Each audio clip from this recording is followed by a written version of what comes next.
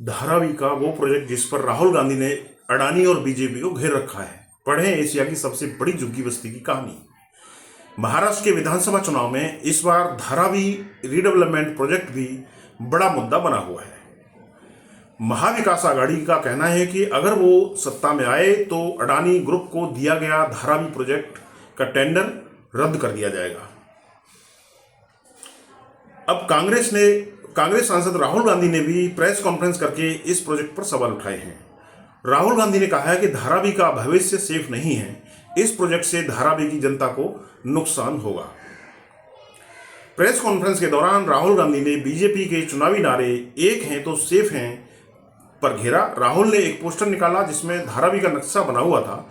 इसे दिखाते हुए राहुल ने कहा कि अरबपति चाहते हैं कि मुंबई की जमीन उनके हाथ में चली जाए।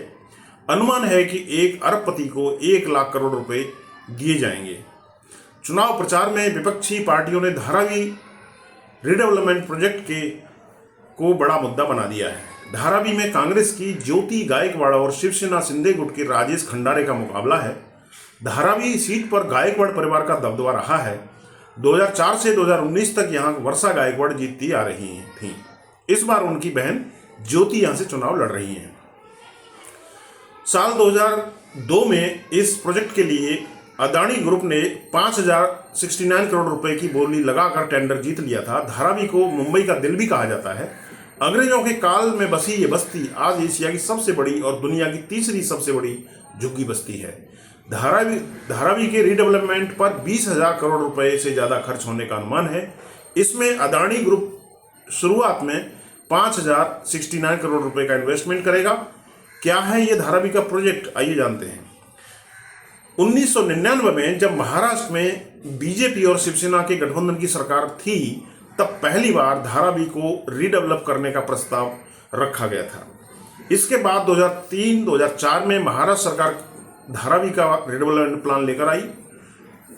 सरकार चाहती है कि धारावी की गिनती सबसे बड़ी झुग्गी बस्तियों में न हो, बल्कि इसे सबसे अच्छी बस्ती के नाम से पहचाना जाए। यहां झोपड़ियों की जगह घर बनाए जाएं और कमर्शियल कॉम्प्लेक्स भी हों। धारावी रीडेवलपमेंट प्रोजेक्ट 20,000 करोड़ रुपए का है और इसके 17 साल में पूरा होने की उम्मीद है, जबकि यहां रहने वाले लोगों को 7 साल में पक्के घरों में बसाने का टारगेट है। इस पूरे प्रोजेक्ट में 1 करोड़ वर्ग फीट से ज्यादा की जमीन आएगी। इस प्रोजेक्ट के तहत जो लोग 1 जनवरी 2000 या उससे पहले से धारावी में रह रहे होंगे, उन्हें धारावी में 350 वर्ग फीट का मकान दिया जाएगा। 1 जनवरी 2000 से 1 जनवरी 2011 के बीच में जिन लोगों ने जमीन पर अपना मकान बनाया है, उन्हें प्रधानमंत्री आवास योजना के तहत धारावी के बाहर 300 वर्ग फीट का मकान मिलेगा। इसके लिए उन्हें 2.5 लाख रुपए देने होंगे।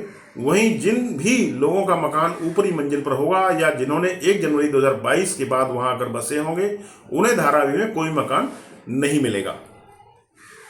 धारावी मुंबई का दिल। धारावी को मुंबई का दिल भी कहा जाता है। अंग्रेजों के काल में बसी ये बस्ती आज एशिया की सबसे बड़ी और दुनिया की तीसरी सबसे बड़ी बस्ती है। धारावी में कितने लोग रहते हैं, इसका सटीक आंकड़ा तो किसी के पास नहीं है, लेकिन एक अनुमान के मुताबिक यहाँ 6 से 10 लाख लोग रहते हैं। धारावी में 58,000 परिवार और करीब 12,000 कमर्शियल कॉम्प्लेक्स हैं। 1882 में अंग्रेजों ने धारावी को बसाया था। इसे बसाने का मकसद ये था कि मजदूरों को किफायती ठिकाना दिया जा सके। धीरे धीरे यहाँ लोग बसने लगे और झुग्गी बस्तियां बन गईं। धारावी की जमीन तो सरकारी है, लेकिन यहाँ लोगों ने अपने खर्चे से झुग्गी बस्ती बनाई है। यहाँ इतनी झुग्गी बस्तियां हैं कि दूर से देखने पर जमीन दिखाई ही नहीं पड़ती। 550 एकड़ में फैली हुई धारावी में 1 किलोमीटर के दायरे में 2 लाख से ज्यादा लोग रहते हैं।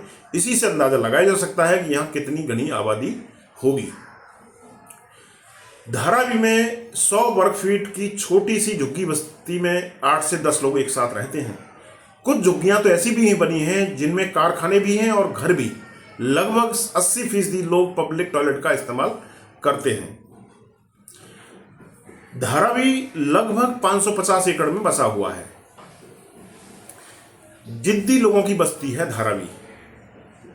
धारावी की पहचान झुग्गी बस्ती की है, ये सच भी है, लेकिन असल में ये बस्ती जिद्दी लोगों की बस्ती है, ऐसा माना जाता है, क्योंकि यहाँ की तंग गलियों में दिहाड़ी मजदूर भी रहते हैं और वो भी जो अपना कारोबार करते हैं। माहिम और साइन धारावी के दोनों ओर बने रेलवे स्टेशन हैं, यहीं से हर रोज लाखों लोग धारावी आते जाते हैं।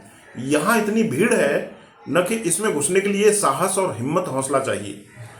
मुंबई की तरह ही धारावी भी काम के पीछे भागने वाले लोगों की बस्ती है। फर्क इतना है कि मुंबई शहर में रहने वाले लोग फ्लैट और अच्छे घरों में रहते हैं और धारावी में रहने वाले लोग तंग और छोटे और गंदी बस्तियों में। लेकिन ये जिद्दी लोगों की बस्ती है जो कभी थमती नहीं। स्लम डॉग की बस्ती 2008 में फिल्म बनाई गई थी स्लम डॉग मिलियनेयर। इस फिल्म की शूटिंग धारावी में ही हुई थी। फिल्म में दिखाया गया था कि कैसे इस झुग्गी बस्ती में रहने वाला एक लड़का करोड़पति बन जाता है। ये बस्ती ऐसे ही स्लम डॉग की है। यहाँ हर चौथे घर में कोई एंटरप्रेन्योर मिल जाएगा। एक अनुमान के मुताबिक यहाँ 22,000 से ज्यादा छोटे छोटे कारोबारी रहते हैं। बस्ती में चमड़े की चीजें, गहने और मिट्टी के सजावटी बर्तन तैयार किए जाते हैं। इस बस्ती में बनी चीजें फिर देश विदेशों में बिकने के लिए जाती हैं। रिपोर्ट्स बताती हैं कि इन झुग्गी बस्तियों में 5,000 से ज्यादा रजिस्टर्ड कारोबारी हैं, जबकि 15,000 से ज्यादा कारखाने तो एक एक कमरे में बने हुए हैं। यहाँ की रिसाइकलिंग इंडस्ट्री ही 2.5 लाख से ज्यादा लोगों को रोजगार देती है, जिनमें महिलाएं और बच्चे भी जुड़े हुए हैं। ऐसा माना जाता है कि धारावी की एक एक इंच जमीन भी किसी न किसी प्रोडक्टिव काम के लिए इस्तेमाल हो रही है। एक अनुमान के मुताबिक धारावी में हर साल $1 अरब यानी 80 अरब रुपए का कारोबार होता है। महामारियां आई और गईं, लेकिन धारावी बना रहा। धारावी में इतनी ज्यादा भीड़ है कि यहाँ गंदगी अक्सर बनी ही रहती है। यही वजह है कि यहाँ बीमारियां भी काफी तेजी से फैलती हैं। 1896 में जब दुनिया भर में प्लेग फैला था तो उसका असर धारावी पर भी पड़ा था, क्योंकि यहाँ उस वक्त भी बहुत बड़ी संख्या में लोग रहते थे। प्लेग खत्म होने के बाद भी अगले 25 सालों तक धारावी में लोगों को अलग अलग तरह की बीमारियों का सामना करना पड़ा था। 1986 में जब हैजा फैला तो उसका असर भी सबसे ज्यादा धारावी पर ही हुआ।